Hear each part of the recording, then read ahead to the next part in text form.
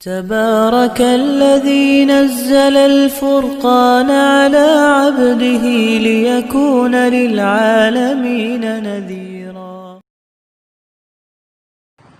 اس کے بعد فرمایا اللہ کے نبی صلی اللہ علیہ وسلم نے چھٹے اور ساتویں نمبر پر وَبَرَّ صَدِيقَهُ وَجَفَا أَبَاهُ، کہ جب ایسا زمانہ آ جائے گا کہ لوگ اپنے دوست کا تو اکرام کریں گے، اس کے ساتھ اچھا سلوک، اچھا برتاؤ کریں گے، اور باپ کے ساتھ برا سلوک اور جفا کشی کا معاملہ ہوگا، تو پھر اس امت پر مصیبتیں اور پریشانیاں۔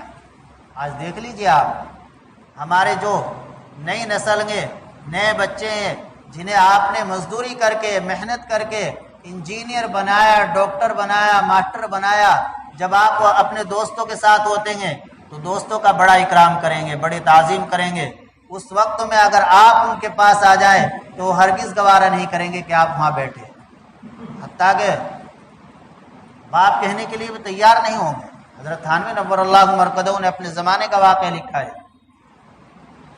تقریباً اب سے 80 سال پہلے کا، 60-70 سال پہلے کا واقعہ، کہ ایک شخص نے اپنے بیٹے کو مزدوری کر کے اونچی تعلیم دی، دنیاوی تعلیم، انجینئر بنایا۔ اب وہ جب فارغ ہو کر آیا، گھر میں بیٹھا ہوا تھا اپنے کچھ دوستوں کے ساتھ، تو باپ بیچارہ کسان تھا، ہلکی پھلکی کھیتی کرتا تھا، کھیت میں سے آیا بھنڈے ہوئے کپڑوں میں، اور جہاں وہ بیٹھے ہوئے تھے ان کے قریب لگا، تو دوستوں نے معلوم کر لیا کہ یہ کون ہے۔ تو وہ بیٹا کہتا ہے کہ یہ ہمارے آشنا ہیں، جانے پہچانے۔ یہ نہیں کہا یہ میرے ابا جان گے، میرے فادر گے، میرے باپ ہیں، کہہ رہا ہے ہمارے جانے پہچانے ہیں۔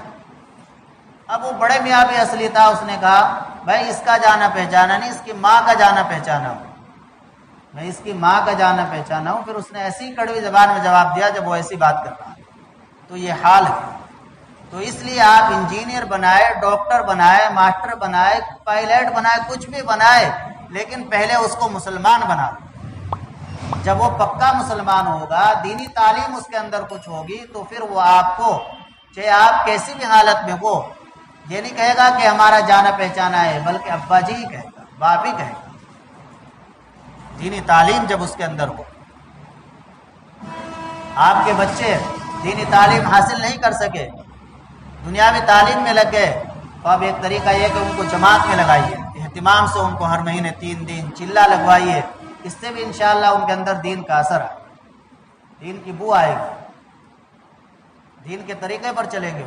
ایسے بہت سے لوگ ہیں کہ جنہوں نے مدرسوں میں دینی تعلیم حاصل نہیں کی، اور بڑے آفیسر ہیں، بڑے انجینئر ہیں، بڑی انکمیں ہیں ان کی، لیکن انہوں نے جماعت کے اندر وقت لگایا، جماعت سے جڑے رہے، تو ان میں دینداری کا اثر ہے۔ وہ اپنے ماں باپ کے حقوق پہچانتے ہیں، دوسروں کے حقوق پہچانتے ہیں، ان کو ادا کرتے ہیں۔ تو جب ایسا زمانہ آ جائے گا کہ لوگ اپنے والد کی نافرمانی کریں گے، برا سلوک کریں گے، اور دوستوں کے ساتھ اچھا سلوک کریں گے، تو امت پر مصیبتیں اور پریشانیاں آئیں۔